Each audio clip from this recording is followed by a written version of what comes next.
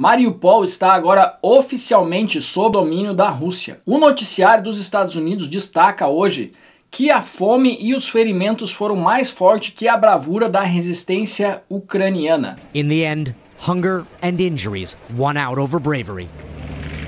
More than 200 Ukrainian fighters bunkered down for weeks beneath the Mariupol steel factory surrendered to Russian troops. Narrativa dos Estados Unidos. Mariupol é essa cidade aqui no sudeste da Ucrânia, cidade portuária estratégica localizada no Mar de Azov. O Mar de Azov é esse mar aqui que separa essa região da Ucrânia e da Rússia. Essa é uma cidade muito estratégica tanto para os russos quanto para os ucranianos, porque ali está um dos principais portos da Ucrânia. O domínio dessa cidade também significa para a Rússia ter um acesso por terra para a região da Crimeia, que já está sob domínio dos russos desde 2014. Mas o que realmente aconteceu aqui em Mariupol? Essa batalha ganhou muito destaque nos noticiários pelo tamanho da destruição que aconteceu, porque aqui era o principal reduto do famoso batalhão de Narcisov, aquele batalhão de neo-narcisistas, que lutava contra os russos já há anos aqui nessa região e, portanto, tinha uma capacidade de resistência também muito forte. Se vocês puxarem na memória, lá em março, quando a Rússia já havia dominado grande parte da cidade,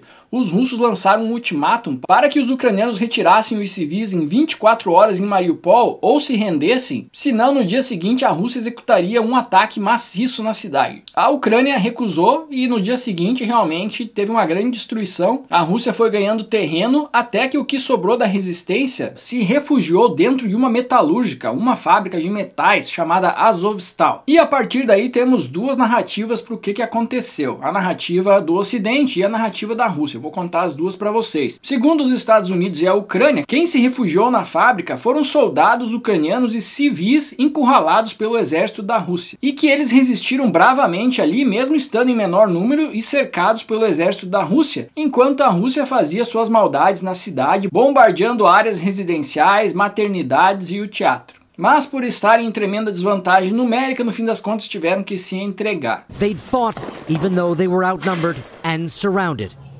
as Russian troops bombed the city relentlessly, destroying a theater where hundreds of children were sheltering and a maternity hospital.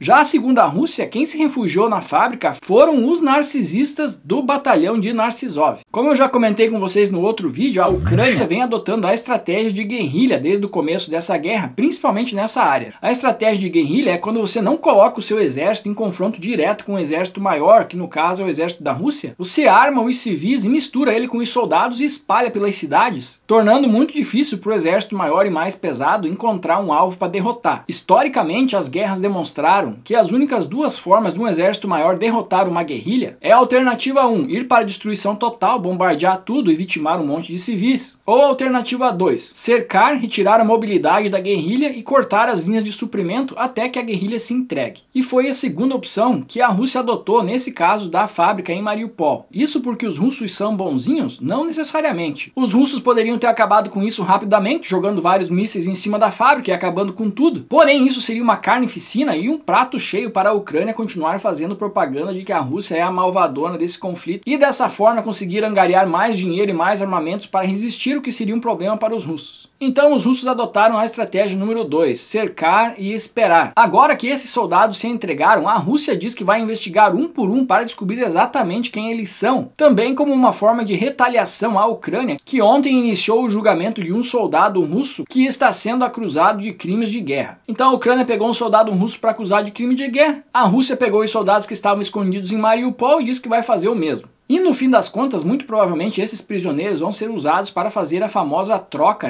Troca de prisioneiros de guerra. O que é muito comum em todas as guerras. Eu devolvo os seus, você devolve os meus. Já o Zelensky, após ter recusado várias ofertas da Rússia para que os ucranianos ali em Mariupol se entregassem, agora que se entregou, disse que está priorizando as vidas dos heróis ucranianos e que, por enquanto, as batalhas em Mariupol estão encerradas.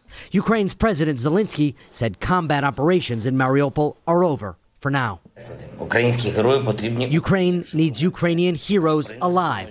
That's our principle, he said. O que vocês acham, pessoal? Vocês acham que o Zelensky resolveu pedir para que o pessoal se entregassem para preservar as vidas humanas depois de tantas semanas de resistência? Ou vocês acham que eles só perderam mesmo e o Zelensky está falando isso para ficar bonito na foto? Qual narrativa vocês acham que está mais próxima da verdade? A narrativa dos Estados Unidos, que fala que os russos atacaram os civis propositalmente e depois encurralaram os ucranianos dentro da fábrica? Ou vocês acreditam mais na versão dos russos, de que eles fizeram todo o possível para evitar baixas civis e os ucranianos recusaram, e que quem se escondeu dentro da fábrica foram os neonarcisistas do batalhão de Narcisov? Deixa aqui nos comentários, se inscreve no canal, deixa o seu like e eu vejo vocês no próximo vídeo. Tchau!